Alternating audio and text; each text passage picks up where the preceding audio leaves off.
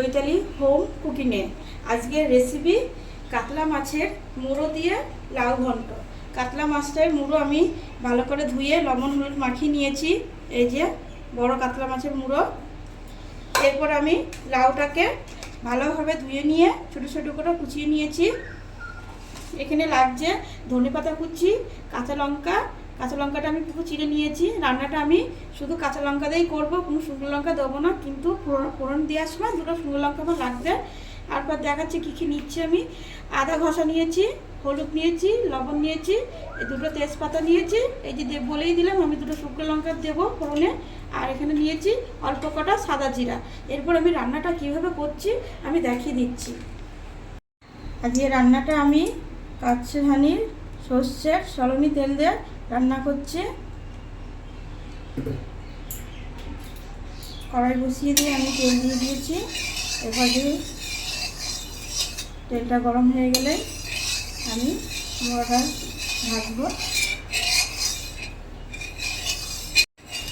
তেলটা আমার গরম হয়ে গেছে। এরপর আমি মুড়োটা আস্তে আস্তে ভাজবো।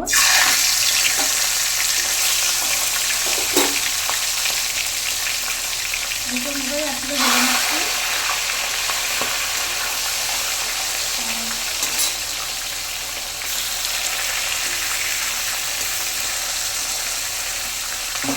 মুড়োই আমি আসলে ভেজে নিচ্ছি।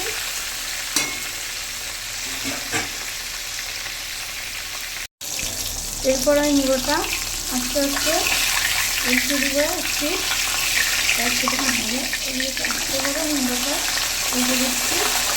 বড় কাতলা মাছের মুড়ো তো ওর জন্য একটু অসুবিধা হচ্ছে। এক পিস আমার মুড়ো উল্টে দিচ্ছি, আর এক পিস আমি উল্টে নেবো। পরে মুড়োটা এক পিস উল্টে দেবো আমি। আমার মুড়োটা একটু ভাজা হয়ে গেছিলো। এই যে আর মুড়োটা উল্টে দিচ্ছি।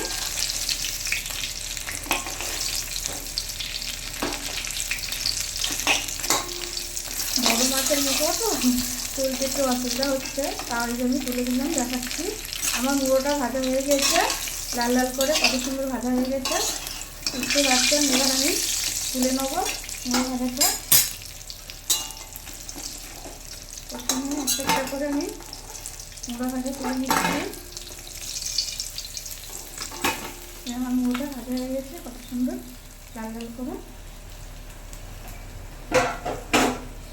আমার এই মুড়ো ভাজা তেলেই আমি রান্নাটা করব, কিন্তু এতটা তেল দেবো না, আমি তেল একটু তুলে রাখবো। এরপর আমি তেলটা গরম করে নিয়েছি, সেই ভাজা তেলটাই ভাজা তেলের মধ্যে প্রথমে আগে দেখিয়ে দিয়েছিলাম ফোড়ন দেবো। প্রথমে দুটো শুকনো লঙ্কা ফোড়ন, তারপরে তেজপাতা দুটো,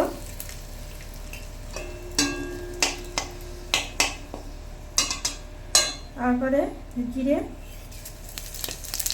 সাদা জিরে ফোড়ন দিলাম আমি।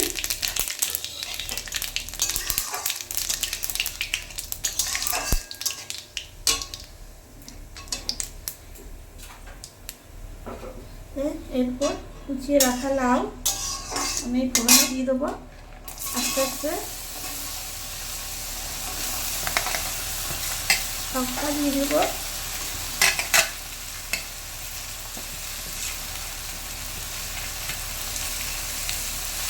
ভালোভাবে নাড়িয়ে নেব।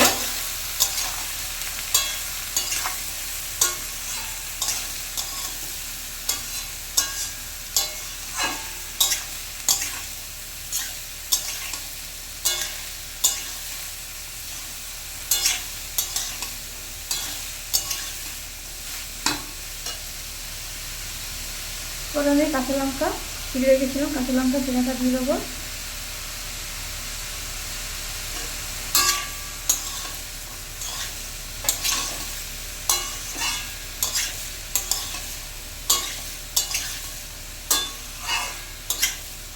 ভালোভাবে একটু নাড়াচাড়া দিয়ে নেড়ে নেবো, একটু হালকা হালকা করে লাল করে একটু ভাজবো আমি। লাউটা আমার হালকা করে ভাজা হয়ে গেছে।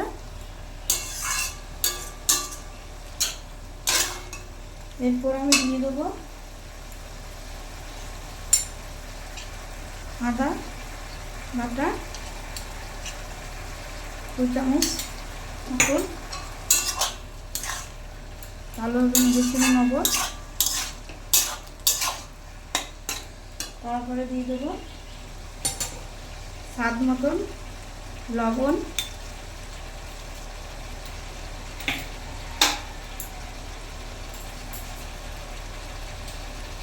পরিমাণ মতন হলুদ। এবার ভালোভাবে নেড়ে ছেড়ে নেবো আমি।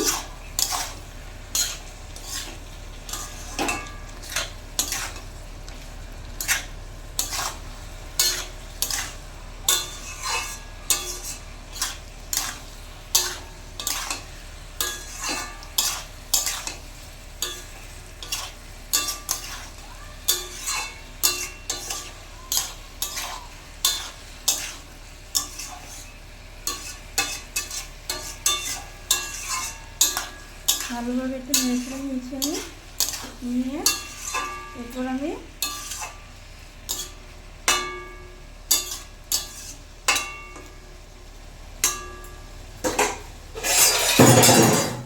দশ মিনিট ঢাকা দিয়ে দিলাম। 10 মিনিট পর আমি আসছি। আমি 10 মিনিট বলেছিলাম যে আসবো, আমি 10 মিনিট পর আসলাম না, আমি 5 মিনিট পর চলে আসলাম। যেহেতু আমার মাছের মোড়া দিতে হবে, আমি চলে এসেছি 5 মিনিট পরে। আমি আর খুলে দিলাম। এতে আমি কোনো জল অ্যাড করবো না, যেহেতু লাউয়ের ভেতর দিয়ে জলটা বেরিয়েছে। এই যে দেখেছেন, লাউ থেকে অনেকটা জল বেরিয়েছে, ওই জন্য আমি এতে আর জল অ্যাড করবো না। আমার এই জলেতেই আমার লাউটা সেদ্ধ হয়ে যাবে। এরপর আমি মাছের মুড়োটা দিয়ে দেবো। এই যে মাছের মুড়োটা আমি ভেঙে নিয়েছি দুটো করে। এরপর আমি দিয়ে দেবো এর মধ্যে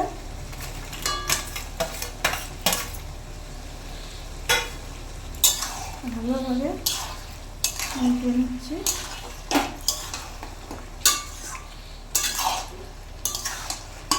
ভালোভাবে নেড়ে ছেড়ে নিয়ে আমি আর 5 মিনিট রাখবো। ভালোভাবে নাড়াচাড়া হয়ে গেছে আমার। যেহেতু আমি এটা আর 5 মিনিট রাখবো ঢাকা দিয়ে।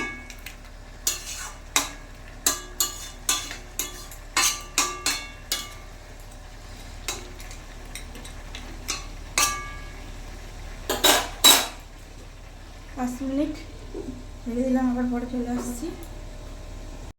5 মিনিট পর আমি আবার চলে এসেছি। এরপর আমি ঢাকনিটা তুলে দিচ্ছি আস্তে করে। এখন আমার ঢাকনিটা চলে এসেছে। কমিয়ে দেবো, ভালোভাবে ইয়ে করে নেবো।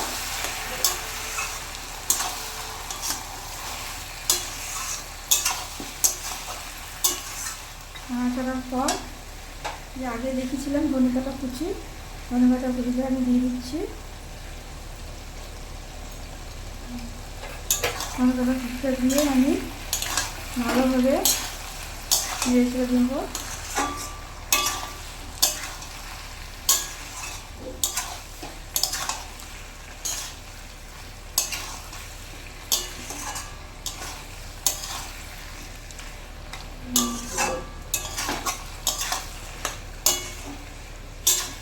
ভালোভাবে নেড়ে নেব। এরপর আমি সামান্য পরিমাণ চিনি দিয়ে নিব। চিনিটাকে এখানে ভালোভাবে একটু নেড়ে ছেড়ে নেবো।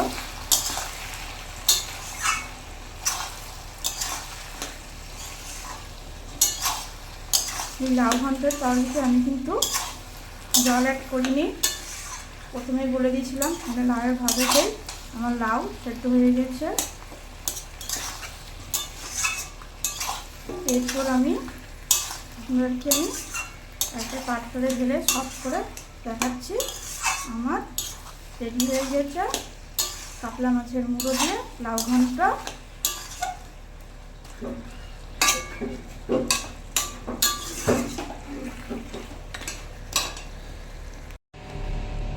আমার কাতলা মাছের রেসিপি রেডি হয়ে গেছে।